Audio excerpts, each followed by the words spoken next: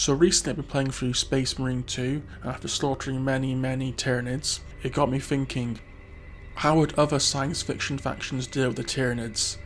And I come up with 5 factions I think would destroy the Tyranids, or at the very least make a pyrrhic victory for the Tyranids.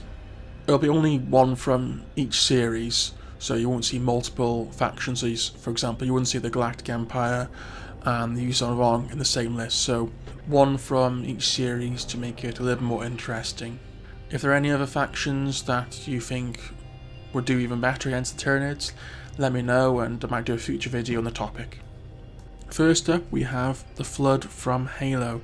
So they're a highly virulent parasitic organism that can very quickly reproduce and grow by consuming biomass. I mean, they're one of the greatest threats in the Halo series. They were engaged with a long conflict with the Forerunners, which essentially meant that the apex species of the galaxy at the time become extinct in the galaxy, aside from a few refugees that fled the system. I could see a Flood versus Tyranid conflict being a bit of a back and forth, as probably Tyranids arrive in force and Flood start to infect Tyranids, and the Tyranids strike down the infected Flood organisms, but then as they're slaughtering those Flood organisms, the Tyranids, again reinfected by the new spores from the Flood, and then eventually the Flood then infect a hive tyrant, Carnifex, those the bigger species, bigger varieties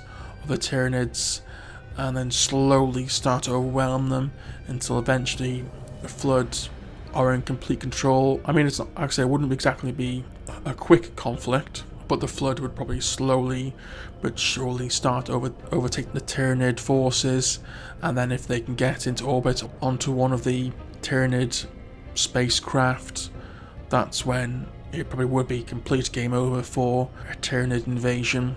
I mean, it is a possibility that the Tyranids, with their hive mind, could potentially change things around. Maybe they could absorb the Flood and reincorporate themselves, but just for this, I'm going to say the Flood would eventually overwhelm the Tyranids, and you would have a Flood Tyranid hive force. The Grave Mind, the highly intelligent leader of the Flood, once it's absorbed enough biomass, would have figured out how to take over the Terran forces, and then after that it's not very good for anyone else in the wake of this new powerful force. Right, next up we have the Replicators from Stargate. Now technically there are 2 versions. You could say the Milky Way Replicators, and then you've also got the Pegasus variety, so you could say I'm cheating a little bit by having 2 versions, but I consider them kind of related to each other, so I'm going to include them both just to make it a bit more interesting. So just going from the Milky Way version, normally referred to just as the Replicators. They're a highly advanced machine race and are capable of reproducing themselves indefinitely, consuming all available resources in an area to create more of themselves. The Replicators seek out the most advanced technology they can find and incorporate it into their own being. Generally, Replicators don't really attack unless threatened, though this behaviour can change, however, if a human form replicator is controlling them.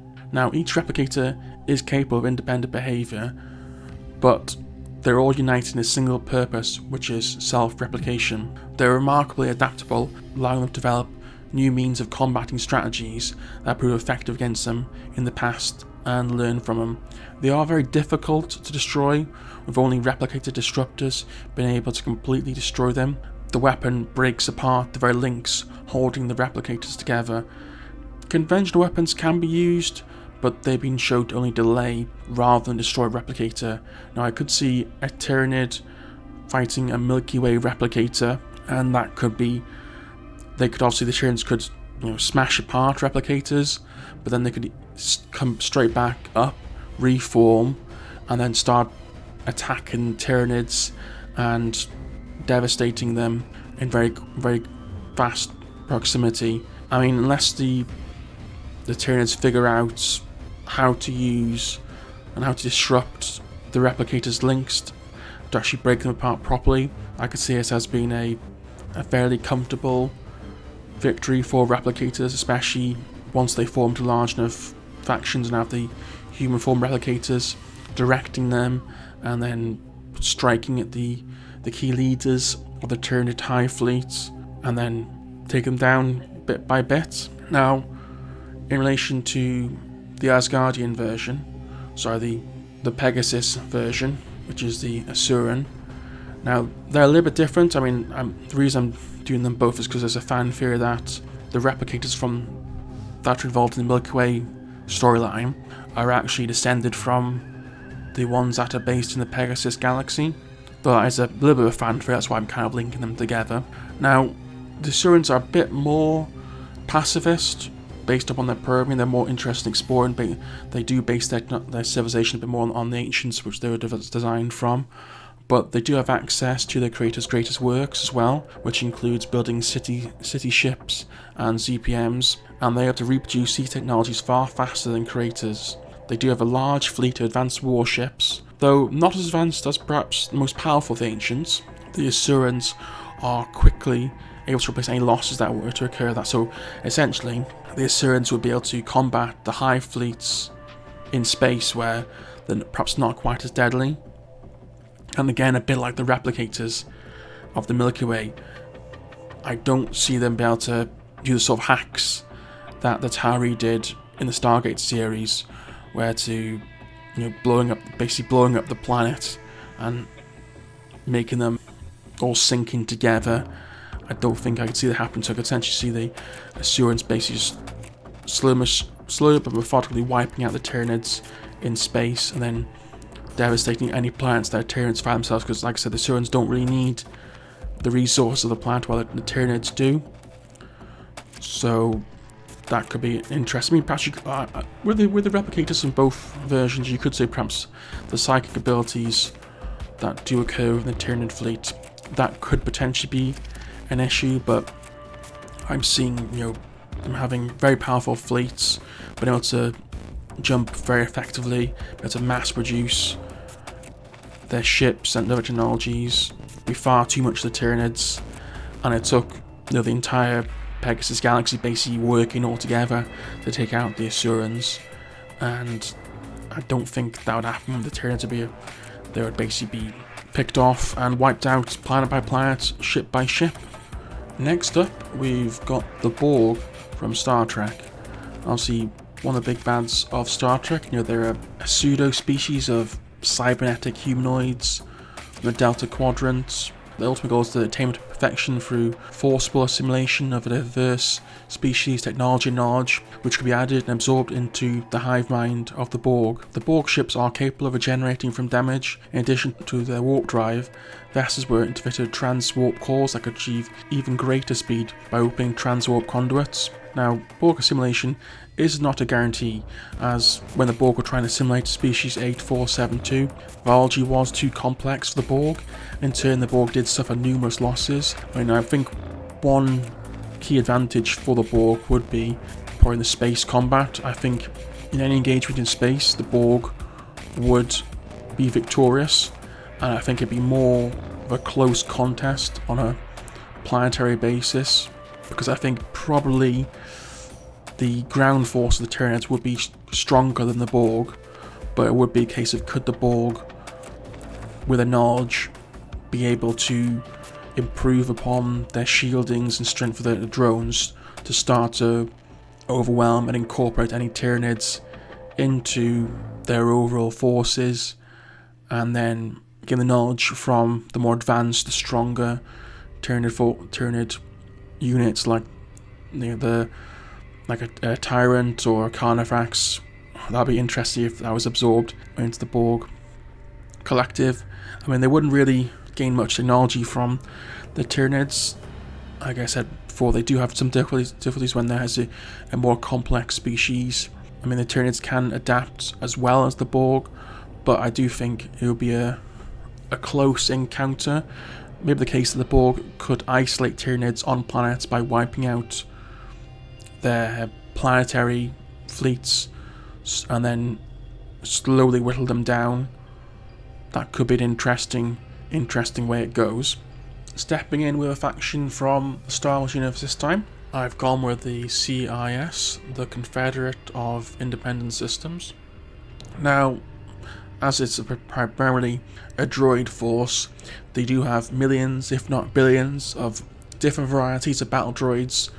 I'm not going to go into every single type of battle droid because I'll probably be here all day. But you get standard B1 series battle droid, which is your basic goofy battle droid, which can be easily destroyed, but can be mass produced on scale, which I think would be an effective delaying force, you could say. Basically wear down Tyranid forces, but also you got powerful forces like the shielded droidica, and you do have many fleets and airborne droids, which would be very effective. Now, you could say the Confederacy did have a big problem when they fought in the Clone Wars. They essentially had one arm held behind their back during the events of the Clone Wars by being manipulated by Darth Sidious. So without that hindrance, how effective would they be? And they controlled over 10,000 star systems. They had hundreds, if not thousands, of capital ships, along with a great number of starfighters.